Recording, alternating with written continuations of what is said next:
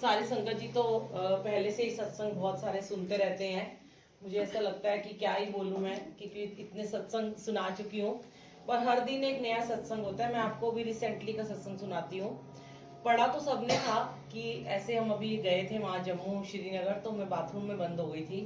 पर उस समय हम सब हंस रहे थे और किसी को समझ में नहीं आ रहा था कि भाई ये क्या हो रहा है, क्योंकि वहां एंटर करते ही जिनके घर में अगले दिन सत्संग था, अभी सबने पानी भी नहीं पिया और मैं वॉशरूम गई तो वॉशरूम लॉक हो गया। वॉशरूम का दरवाजा अंदर से बंद हो गया। वो लॉक लग नहीं रहा था, तो एक आंटी ने खींचा तो वो बंद हो गया। अब वो बड़ी कोशिश करने लगे, पूरे घर के उनके पूरे जॉइंट फैमिली वहां पे हमारा वेलकम करने के लिए आए हुए थे। डिनर की तैयारी उन्होंने की हुई थी, हमें रात हो गई थी वहां पहुंचते पहुंचते। काफी लंबा हमारा सफर था।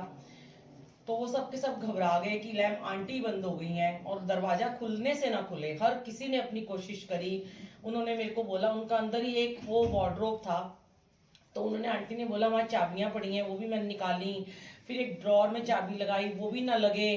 फिर कुछ समझ में नहीं आ रहा था कि मैंने बोला कि वहां बहुत अंधेरा हो गया था, क्योंकि जम्मू और श्रीनगर के बीच में वो जगह थी रजौरी। तो कोई मिल भी नहीं रहा था और बारिश हो रही थी बहुत ज्यादा कि कौन आएगा इस टाइम ताला तोड़ने के लिए। और मैं हंस रही थी अंदर। वो लोग आंटी जिनके घर हम गए थे वो रोने लग पड़ी, रुआसी सी हो गई कि आंटी को हमने बुलाया और ये बंद हो गई हैं। तो और मैं अंदर गाने गा रही थी, हम तुम एक कमरे में बंद और चाबी खो जाए, कैद में है बुलबुल। आंटी कह रही आप इतनी कूल कैसे हो। मैंने कहा कोई बात नहीं आंटी, मेरे कोई कर्म कट रहे होंगे। और मुझे ये लग रहा था कि 15-20 मिनट में खुल जाएगा लॉक, कितनी कोशिश करें। फिर मैंने दीपक अंकल वगैरह को बोला कि थोड़ा पैर से धक्का मारो, जैसे पिक्चरों में लोग मारते, तोड़ दो दरवाजा। क्योंकि पौने घंटे के बाद मुझे भी थोड़ी घबराहट शुरू हो गई। तो मैंने अपने मन को समझा लिया था कि यहीं से इनके कपड़े वपड़े निकाल के यहीं सो जाऊंगी और यहीं अमृत वेला करेंगे, खिड़की में से देख के भगवान को।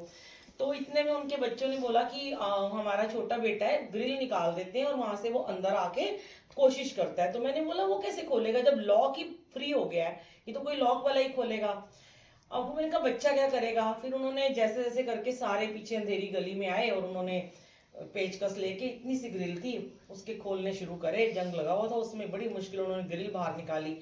तो एकदम से मेरे माइंड में आया, मैंने बोला तुम इसको मत भेजो, मैं यहीं से बाहर आ जाती हूँ। तो कहते आंटी इतनी छोटी सी ग्रिल से आप कैसे आओगे, मेरा ये राइट नहीं बहुत ही ज्यादा पेन करता है और मैं मोड़ भी नहीं सकती। तो मैंने एक छोटा स्टूल रखा ऊंचा, एक कोने में वॉश बेसिन था, उस पर चढ़ी मैं।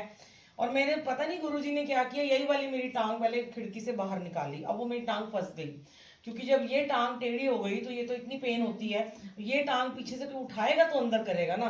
अब मैं कहूँ मेरी तो टांग ही फंस गई, इसको अंदर से कौन बाहर करेगा। और मेरे फोन में मंत्र जाप चल रहा था कॉन्टिन्यू, आजकल मैंने चलाया हुआ 24 घंटे का। तो मैंने उन आंटी को एक को बोला कि आप मेरा फोन ले आओ इधर जिसमें मंत्र जाप चल रहा है। और वो आंटी मेरा फोन भी वहीं ले आई खिड़की के पास। पता नहीं क्या हुआ, कैसे हिम्मत आई, मैंने अपनी एक टांग खुद ही उठाई और मैंने उसको खिड़की से बाहर करा। और फिर मैं ऐसे करके जो पिक्चरों में करते हैं फिसलती हुई बाहर आई। और उन्होंने सीढ़ी लगाई हुई थी वहां पे छोटी सी, तो फिर बड़ी तेज से मैंने जय गुरु जी बोला और फिर सब हंसने लगे। फिर मैं गाने गाने लगी, हम आ गए। अब सबने बोला कि ये क्या हुआ था। तो मैंने बताया सबको कि हमेशा मैं एक सत्संग सुनाती हूँ गुरुजी के टाइम का, कि जिसमें सबने सुना भी होगा कि नहीं, कि एक बच्चे को उन्होंने, गुरुजी ने अपने समय में जिसके घर में गए थे एक आंटी के, उस बच्चे को उन्होंने बंद कर दिया था 2 घंटे, जब तक सत्संग चल रहा था। बहुत उनके घर वाले रो रहे थे, गुरुजी को कोस रहे थे कि क्यों ऐसा किया। पर गुरुजी ने कहा इसे बंद कर दो, सत्संग खत्म होने के बाद इसे खोलना। जब 2 घंटे बाद उस बच्चे को खोला गया, बच्चा पहले तो रो रहा था, 14 साल का बच्चा था, फिर वो चुप हो गया। आते उसने मत्था टेका और सारी संगत को गुरुजी ने बोला कि तुम पूछोगे नहीं कि क्यों ऐसा हुआ। तो संगत की हिम्मत नहीं होती थी उस समय। आंटी तो बहुत विश्वास करती थी जो बच्चे की मम्मी थी, पर अंकल बहुत गुस्सा थे उनके। तो गुरुजी ने कहा मैं तुम्हें बताता हूँ कि आज ये बच्चा 14 साल का, आज से 14 साल के बाद जब ये 28 साल का होगा तो ये ऑस्ट्रेलिया में होगा और इसको 2 साल की कैद होनी थी। जो मैंने इसकी 2 घंटे बाथरूम में बंद करके मैंने इसके कर्म काट दिए। अब ये इसकी कभी इसको पुलिस नहीं पकड़ेगी।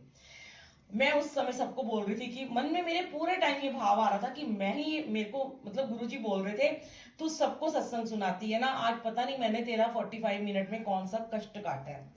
तो क्योंकि वो 2 घंटे 2 साल के उनके बराबर थे, तो शायद मेरे भी 45 मिनट होंगे 1 साल के बराबर तो होंगे ही ना। तो हम ना उस समय ना गुरु की लीला को, गुरु की महानता को हम सोचते हैं ये सिर्फ सत्संग ही तो है, हमने सुने हुए हैं, उनके साथ हुआ है ना, हमारे साथ तो होता नहीं है। पर मैं उस टाइम मेरे मन में पूरे थ्रू आउट यही बात आ रही थी कि गुरुजी ने मेरा कोई कष्ट जरूर काटा है जो मुझे यहाँ बंद कर दिया, और सब रो रहे और मैं हंस रही हूँ। और उस टाइम सब कुछ हो गया, सबने वीडियो बनाई, आंटी आ गई, चलो ढोल वोल बजाना शुरू कर दिया हमने, सब एक ही टॉपिक था सबकी जुबान पे। सत्संग हुआ, अगले दिन बहुत अच्छा सत्संग हुआ, बहुत संगत आई, हमने इंजॉय भी किया, घूमते घामते हम वापस आ गए। अब यहाँ आके भी मैंने अपना मैसेज लिखा और मैंने ये सत्संग में रिकॉर्ड नहीं कर पाई और मैंने डाल दिया, फेसबुक पे भी डाला, सब जगह डाल दिया। तो बड़े सारे लोग कहने लगे कि कैसे, अच्छा ये कैसे बंद हो गए। मैंने वीडियो भी डाली जो बच्चों ने बनाई थी। फिर मैं, कहते हैं ना हमारे साथ कुछ भी होता है, अनहोनी होती है, अच्छा होता है तो हम भूल जाते हैं।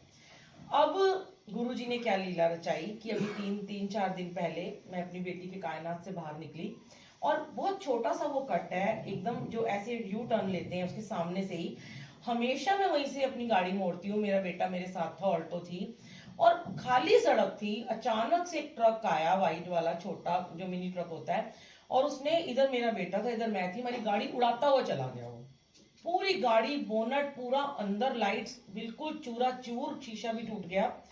और वो बंदा रुका ही नहीं, हम ना देख सके, मतलब हमें, मेरा बेटा तो चिल्लाने लगा, जो क्या कर रहे हो क्या कर रहे हो। मैंने कहा मैंने थोड़ा ना कुछ करा है, वो कब चला गया, वो चला भी गया, कहते उसका नंबर भी नोट किया। और वो मेरे को मतलब उस समय बोली जा रहा, मम्मी गाड़ी तो खत्म, गाड़ी तो खत्म। मैं भी थोड़ी परेशान हो गई।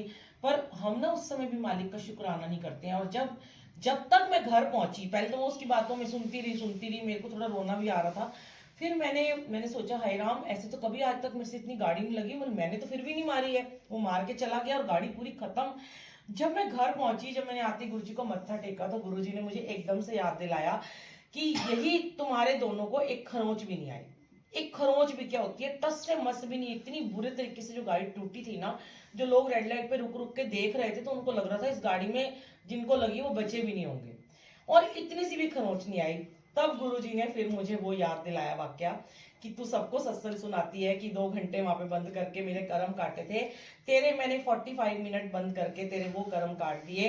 अगर तुम्हें यहाँ कुछ हो जाता तुझे या तेरे बेटे को, और तुम 1 साल के लिए बेड पे हो जाते, तो वो मालिक ने कष्ट हमारा पहले ही काट दिया। एकदम शुक्राना, बहुत बहुत शुक्राना। 2 साल की जवान बच्चे को जेल, कहते हैं कोई एक दिन भी जेल में रह जाए ना, हमारे साथ ऐसा हुआ है। मैंने वो सत्संग भी देखा है जब मैं नोएडा में थी, कि एक आंटी इतनी भगत थी गुरुजी की, मेरे सामने हमारे घर आती थी, और वो एक दिन के लिए उनका बच्चा जेल में था 18 साल का। जो उनकी हालत थी ना, मतलब उसको किसी ने फंसा दिया था। तो सोचो कोई 2 साल रहे, या कोई बेड पे चला जाए, या कुछ के हाथ पैर टूट जाए। मतलब मैं ये शुक्राना कर रही थी कि मेरा तो चलो जो होता, मेरा जवान बेटा मेरे साथ था, उसको कितना बचाया गुरुजी ने। अगर कुछ भी हो जाता और वो बेड पे बच्चा चला जाए 6 महीने 4 महीने, तो क्या जिंदगी वीरान हो जाएगी हमारी। हम उस मालिक का शुक्राना हमें करना चाहिए कि जैसे भी हाल में वो रखते हैं। मैं तो कहती हूँ अगर वो हमें एक कैद में कमरे में बंद कर दे ना, वहां खाना पीना भी ना दे ना, वो हमें 4 दिन वहां बंद कर दे, भूखा प्यासा भी, तो भी उनका हमें शुक्र करना चाहिए कि पता नहीं आप हमारे इस 4 दिनों में कौन से कष्ट काट रहे हो। पर हमें वैल्यू नहीं है। हम सोचते हैं इनका क्या है, तो रोज सत्संग आते हैं, सुनाते हैं, तो यूट्यूब पे भी डाल देते हैं, इनके तो हमने बहुत सुने, आते हैं चले जाते हैं, कोई वैल्यू नहीं। अब आपस के जितने जानकार हैं, कई बार हंस देती हैं आंटी वगैरह, हम तो आपके यूट्यूब पे कभी सुनते ही नहीं है सत्संग, हम यही सुन लेते हैं। चलो यहाँ भी आप ध्यान से सुनते हो, अच्छी बात है। कोई भी सत्संग अपना शेयर करता है, जरूर ध्यान से सुना करो, आज नहीं कल हमारे काम आता है। तो इसलिए गुरुजी ने अपने समय में क्यों बोला था कि सत्संग सुना करो। गुरुजी अपने मंदिर में भी कहते थे, अचानक खड़ा करके चल खड़ा हो सत्संग सुना। और उस समय संगत को ये पता ही नहीं होता था कि सत्संग क्या सुनाऊं मैं, मेरा तो कोई सत्संग ही नहीं है। तब गुरुजी कहते थे, तेनू मैं इन्ना ब्लेस कर दिता, तेरे को कोई सत्संग नहीं है। आज जब मैं कभी किसी संगत को कहती हूँ सत्संग शेयर करो या शुक्राना करो, तो वो एकदम इधर उधर देखने लग पड़ते कि हम क्या करें। और इस जीवन में जब से आप गुरुजी से जुड़े हो, मैं कहती हूँ चाहे कल ही जुड़े हो, चाहे 10 साल पहले, चाहे 5 साल पहले, मेरे से कोई पूछे, मैं तो रुकने वाली ही नहीं हूं। अगर मुझे कोई बोल दे सत्संग शेयर कर, ये जो टाइम देख के हम रुक जाते हैं, वरना मेरे रोज के दिन के मुझे लगता है 20 सत्संग तो होते ही होंगे, क्योंकि हर पल हर शुक्राना उनका, श्वास श्वास उनका शुक्राना करती हूँ मैं, कि मेरा हर जीवन का एक एक लम्हा आपने सत्संग बना दिया। तो आप लोगों के क्यों नहीं हो सकते सत्संग। तो जब भी आपको सत्संग सुनाने का मौका मिले, ये ब्लेसिंग होती है। कहते हैं अपने गुरु की उस्तत करना, उसका गुणगान करना कि उस मालिक ने हमें क्या क्या दिया है, वो बहुत खुश होते हैं। वो इन्हीं चीजों से खुश होते हैं, ये फूलों से, चोले से, लंगर से, किसी चीज से वो खुश नहीं होते हैं। जब उनकी उस्तत बड़े प्रेम से की जाती है, जब उनके शुक्राने किए जाते हैं, बहुत खुशी मिलती है उनको। तो जरूर उनका शुक्राना किया करो। और अगर कोई दुख आ भी जाता है तो उस सुख की वेट किया करो। जल्दी जल्दी अपने दुख मत शेयर करने शुरू कर दिया करो। बड़ी जल्दी हम दुख शेयर करते हैं। दुख की घड़ी आई है, दुखों वाली रात बीतेगी, सुख भी आएगा। और जब सुख आएगा तब अपने दुख को शेयर करो कि मैं इस चीज से बहुत दुखी थी या दुखी था और मेरा गुरुजी ने इस दुख को सुख में बदल दिया। बस, और सुख की वेट जरूर करो, जरूर आएगा वो दिन, सबकी जिंदगी में आता है। थैंक यू सो मच गुरुजी, शुक्राना, लव यू सो मच।